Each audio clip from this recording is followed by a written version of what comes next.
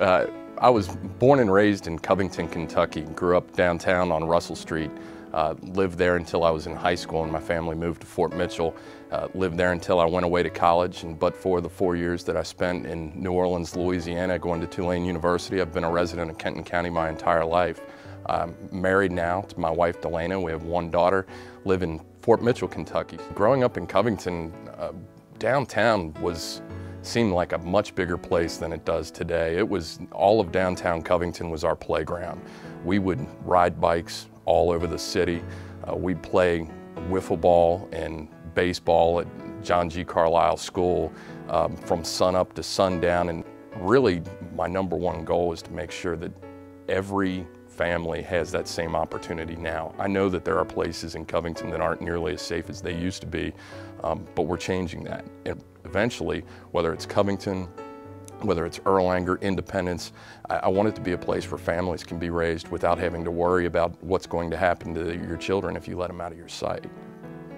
I really love the law, first of all. I really like the sense of fairness and the sense of justice. And one of the things that I dislike the most in the world is bullies. I can't stand people who take advantage of other people and who hurt other people, who do anything to make our community less than a great place to live.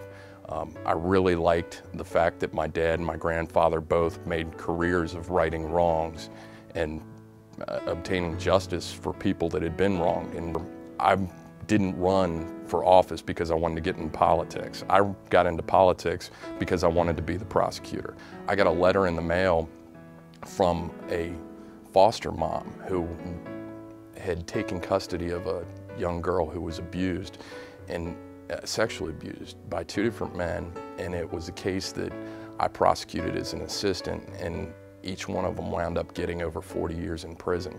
And she sent me a letter to tell me how great the little girl was doing, and she knew I had left the office, and to say thank you, and we appreciated the work. And it was months after the case was over. And then inside the letter that she sent me, there was a card that the little girl had made herself, and it said, "I'm so glad that the bad guys," and she actually said their name, which I don't want to repeat, but she said, "I'm so glad that the bad guys are now in prison. I sleep at night." And it was a simple statement, but just something that you don't really think about is, you know, this really makes a difference to a lot of people, because there are people out there that don't sleep at night because of the horrible things that have happened to them. And if you can tell a child that's been injured, you don't have to worry about this man doing it to you again because he's locked up, and by the time he gets out of prison, you're going to be a grown woman with kids of your own, that's when you really know you've made a difference.